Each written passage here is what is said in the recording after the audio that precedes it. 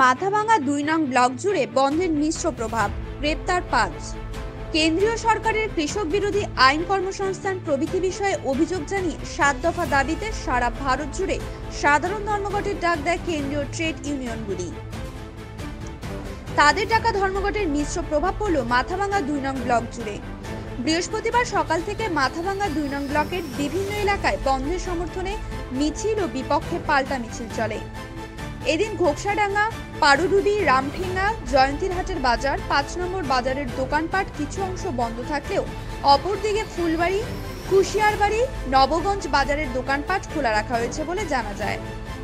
অন্যদিকে কিছু সরকারি বেসরকারি বাস চললেও পরবর্তীতে বন্ধ সমর্থনকারীদের বিক্ষোভ মিছিলের মাধ্যমে বাস চলাচল বন্ধ করে দেওয়া হয় বলে বন্ধ সমর্থকদের পক্ষ থেকে জানা যায়। সব মিলিয়ে মাথাভাঙা ২ নং ব্লক জুড়ে বন্ধের মিশ্র প্রভাব পড়েছে বলে অনেকে মনে করেছেন। অন্যদিকে বন্ধ সমর্থনকারী সিপিআইএম এর কুচবিহার জেলা কমিটির সদস্য হরিপদ বর্ধন ও কংগ্রেস নেতা বিদ্যামোহন বর্মন জানান, আমাদের টাকা ধর্মঘট ১০০% সফল হয়েছে।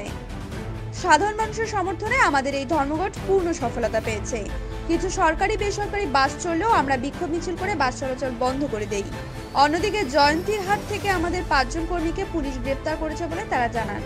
এ বিষয়ে ঘোকসাডাঙ্গা থানা পুলিশ সূত্রে জানা যায়, জয়ন্তীরহাট এলাকা থেকে ৫ জনকে গ্রেপ্তার করা হয়।